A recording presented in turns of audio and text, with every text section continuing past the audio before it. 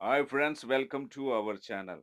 ఎవరైనా నూతనంగా చూస్తున్నట్లయితే గనక మన ఛానల్ లైక్ చేయండి, షేర్ చేయండి, సబ్స్క్రైబ్ చేయండి. మన సబ్స్క్రైబర్స్ అందరూ ఆ థమ్స్ అప్ మీద ఒక్క దెబ్బ కొట్టండి. ఓకే.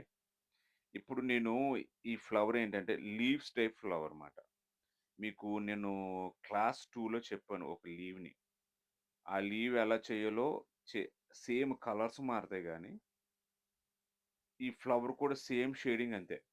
కలర్స్ మారతాయి అంతే. గ్రీన్ ఎయడం వల్ల అది లీవ్ అయింది. ఏమో ఈ ఫ్లవర్‌కి సంబంధించిన కలర్ ఎయడం వల్ల ఫ్లవర్ కింద మారుతది. Same process. మీరు చాలా జాగ్రత్తగా అబ్జర్వ్ చేయాలి. ఇదేంటంటే అది సగము, ఇది సగము. నేను ఆ లీవ్ యొక్క క్లాస్ నేను డిస్క్రిప్షన్‌లో ఇస్తాను మీకు నేను లింకు. ఒకసారి చూడండి. చూస్తే గనుక మీకు ఐడియా వస్తది. Okay friends. ఇప్పుడు చూడండి. ఇది షేప్ ఎలాగుందో ఆ షేప్‌లోనే ఎయ్యాలి. పొలోమని ఏసేయకూడదు. చూడండి. ఇలా వంపు తిరిగుందనుకోండి, ఆ వంపు లాగానే మనం ప్లాన్ చేయాలి. ఇప్పుడు నేనేం చేశాను, వైట్ సగం ఏసేసాను.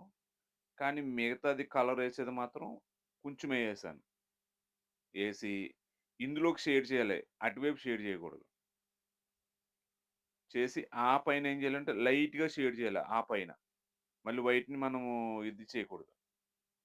చూడండి. ఇది ఇల్లు షేప్ ఉందా? ఇది సగం నింపేస్తున్నాను చూడండి. హాఫ్ చేసేసాను. ఈ కింద మొక్కొచ్చినప్పుడు ఏంటంటే కొంచెమే చేశాను. ఇప్పుడు చూడండి.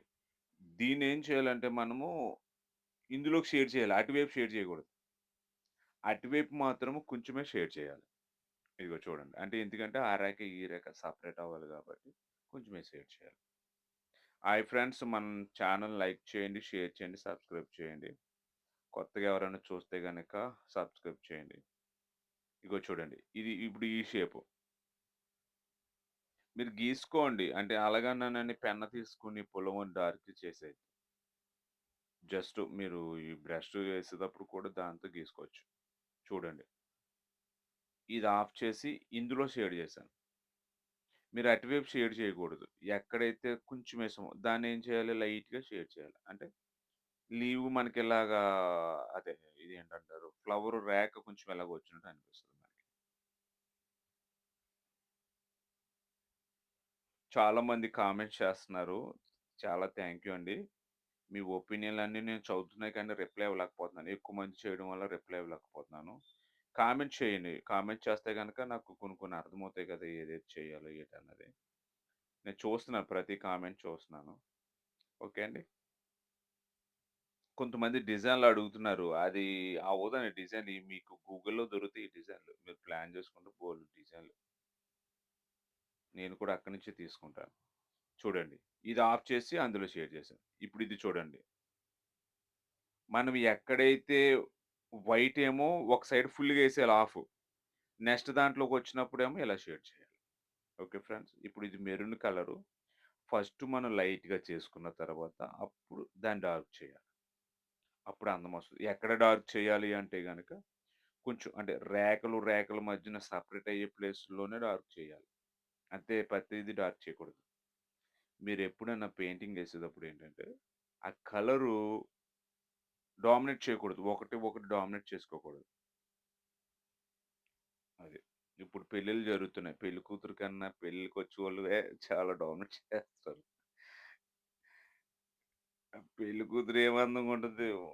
వచ్చేవోళ్ళు మాత్రం అసల ఇంతకు ముందంటే పెళ్లి కూతురంటే ఒక రకంగా ఉండేది. ఇప్పుడు అలా ఏం లేదు.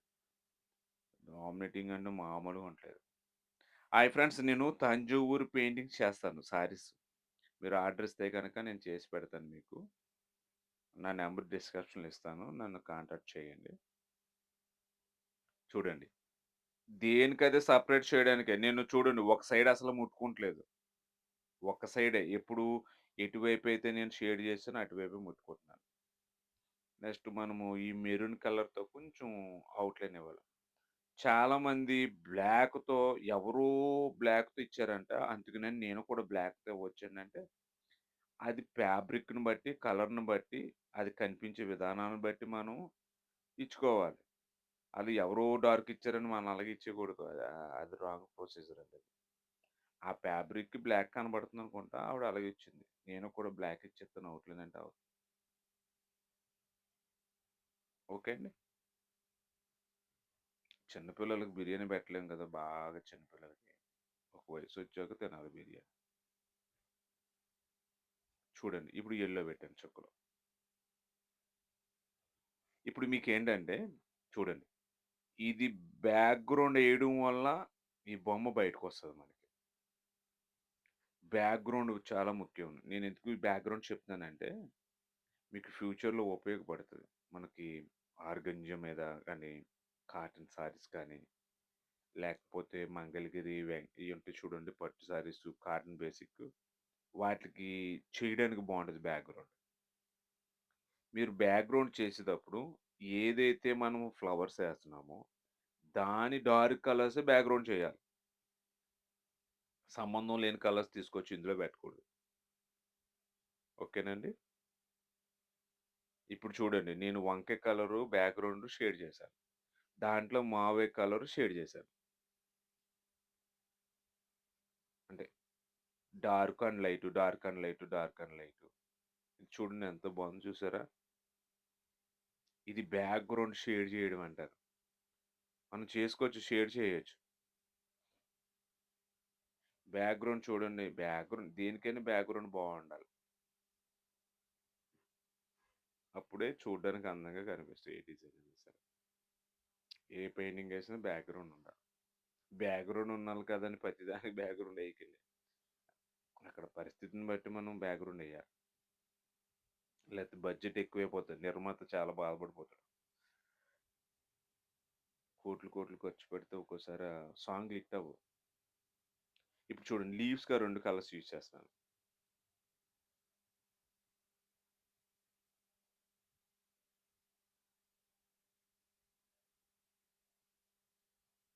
చూడండి. ఇది లీఫ్ హాఫ్ హాఫ్ చేస్తున్నాననమాట. మీరు ఏదైనా 2 కలర్స్ అంటే సన్నగున్నాయి కాబట్టి నేను హాఫ్ హాఫ్ కలర్స్ ఏస్తున్నాను. కొంచెం పెద్ద లీవ్ అయితే గనుక ఎక్కువ కలర్స్ పెట్టేవాడిని.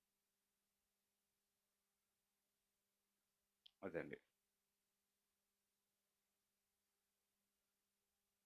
ఇది హాఫ్ హాఫ్ చేసి షేడ్ చేయాలి అందులో.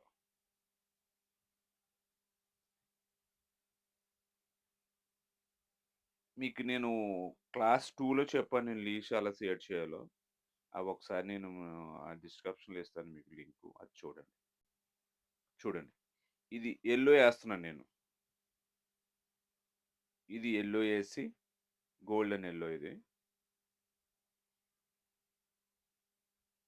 దీనికి మీరు ఏమి ఓరి బాబు! ఈ పువ్వు ఎలాగేయాలిరా అని పెద్ద ఐరాణ పడిపోవసరం లేదు ఏమీని. డిజైన్ బాగా గీసుకుంటే గనక మీకు డిజైన్ బాగా వస్తది. పెయింటింగ్ బాగా వస్తది. నెక్స్ట్ కొంతమంది డిజైన్ గీస్తారు. ఆ డిజైన్ మించిపోయి పెయింటింగ్ ఏసేస్తారు. అంటే చిన్నగా గీసారనుకో అది పెద్దదయిపోతదది. అలా కాదు కొంచెం ఓపికతోటి చిన్నగా చేయాలి. ఏసిన డిజైన్ పెద్ద పెద్దగా పెంచేయకూడదు. ఇది చూడండి. ఇది మెరూన్ కలరు. ఈ మెరూన్ కలర్ ఏంటంటే జస్ట్ అందులో స్ట్రోక్ లాగితే సరిపోతది. అంతే అయిపోయింది. తర్వాత ఔట్‌లైన్ ఏసామనుకోండి అదో ఒక షేడ్‌లో కనిపిస్తది మనకి. ఇదేంటంటే తడి ఆరకముందే చేయాలి. తడి ఆరిపోయిందనుకోండి షేడ్ రాదు మనకి. చూడండి చిన్న చిన్న చుక్కలు పెట్టేసాం. నెక్స్ట్ ఇందులో చిన్న చిన్న చుక్కలు అయిపోయింది. ఇప్పుడు ఏం చేస్తున్నానంటే మెరూన్ కలర్‌తో ఔట్‌లైన్ ఏస్తున్నాను. నేను మొత్తం అంతా ఏమి ఇచ్చేయలేను జస్ట్ ఈనెల కింద అలా పెడతాను. కనిపించినట్టుగా. ఓకే అండి. ఇప్పుడు గ్రీన్ కలర్ తోటి మనం ఏం చేయాలంటే దీనికి జస్ట్ ఒక ర్యాక్ కింద, చిన్న ఆకుల కింద ఇలాంటి పెయింటింగ్ చేసేటప్పుడు ఏంటంటే, మనము ఈ బ్యాక్‌గ్రౌండ్ ఉంది చూసారా? ఈ బ్యాక్‌గ్రౌండ్ అంతా ఏంటంటే, మనము చిన్ని చిన్ని ఈనెల కింద లాగి దానికేదో కాయలున్నట్టుగా, లేదా చిన్న చిన్న ఫ్లవర్స్ కింద అలా అదో ప్లాన్ చేసుకోవాలి మనం. అలా చేస్తే ఏంటంటే, డిజైన్ నిండుదనం వస్తది. నెక్స్ట్ ఏంటంటే, చూడడానికి అందంగా కనిపిస్తాయి. మీరు ఏ పెయింటింగ్ చేస్తున్నా మనం మెయిన్ ఏదైతే ఉందో అదే. మనం ఏదైతే ఉందో ఇప్పుడు ఈ ఫ్లవర్ ఉంది. నేను ఇలాగ వదిలేయొచ్చు. కానీ నాకొక ఆలోచనొచ్చిందంటే చుక్కలు పెడదాం అనుకున్నాను. నాకు చుక్కలు పెడతం వచ్చు కదా అని పొలోమని చుక్కల ముగ్గేసినట్టు, రథం ముగ్గేసినట్టు పొలోమని చుక్కలు పెట్టేసారనుకోండి అందం పోతది. చుక్కలు లిమిట్‌లో పెట్టాలి. ఎక్కువ పెట్టేయకూడదు. అదేని ఎక్కడ పెట్టాలి? ఏదైతే మనం డార్క్ చేసామో అందులో పెడితే సరిపోతుంది. నేను చూడండి ఆ వైట్‌లోకి అస్సలెళ్ళలేదు. ఇప్పుడు అదే ఫ్లవరు ఇది చిన్నది. దీన్నెలా చేస్తున్నానో చూడండి. ఈ ప్రాసెస్ చూడండి ఒకసారి. ఆ ప్రాసెస్ అలా చేశానా, ఇప్పుడు ఈ ఫ్లవర్ చూడండి ఎలా చేస్తున్నాను. అదే ఫ్లవరు సేమ్ కానీ చిన్న సైజు. ఇది ఎలా చేస్తున్నానో చూడండి. ఇది ఇలా షేడ్ చేయొచ్చు. అంటే అది మీ టాలెంట్ మాట అది. ఇలాగే చేయాలని రూల్ ఏం లేదు. కానీ ఇలా కూడా షేర్ చేసుకోవచ్చు.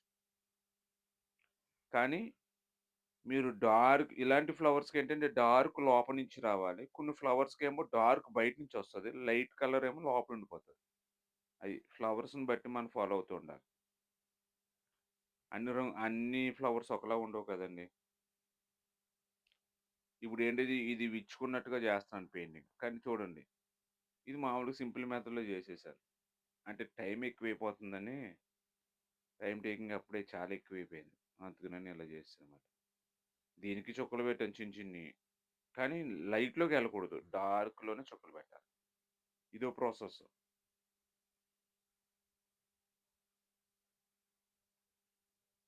అది. మీరు బాగా నేర్చుకోండి. నెక్స్ట్ ఇంకో క్లాస్ చెప్తాను. ఫ్రెండ్స్ నాది లైక్ చేయండి. ఎక్కువ మందికి షేర్ అయ్యేటట్లు లైక్ చేయండి ఫ్రెండ్స్. మాకు కొంచెం మనకి ఇంట్రెస్ట్ ఉంటది గదా! చాలామంది మీరు చాలా జెన్యూన్‌గా చెప్తున్నాను అంటున్నారు. కానీ మీరు లైక్స్ ఎక్కువ కొట్టడం లేదు. కొడితే గనుక చాలా మందికి రీచ్ అవుతది గదా! అంతకు మించి ఏం గాదు. నేర్చుకోవాలి. నేర్చుకోండి. ఓకేనండి. ఇది అదే చూడండి. ఈ లీవ్ చూడండి. హాఫ్ హాఫ్ వేసి హాఫు చేసి షేడ్ చేసి అయిపోయింది. మీరు ఎక్కువగా పెయింటింగ్ చేసేటప్పుడు రుద్ది లాస్ట్‌కి ఏమవుతదంటే ఇది ఆరిపోతది.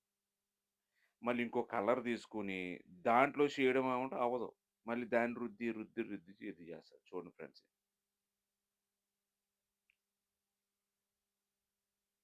మనకి టోటల్‌గా ఇలా వచ్చింది చూసారా? ఆ చిన్న చిన్న గీతల కింద పెడదాం. మీరు మామూలుగా పెట్టొచ్చు అయన్నీని. ఈజీ చాలా ఈజీ. లిమిట్‌లో పెట్టాలి. ఎక్కువ పెట్టేయకూడదు. అది. జస్ట్ చిన్న చిన్న ఆకుల కింద అలాగలా పెట్టొచ్చు. డెకరేషన్ చేయొచ్చు మొత్తం అంతా.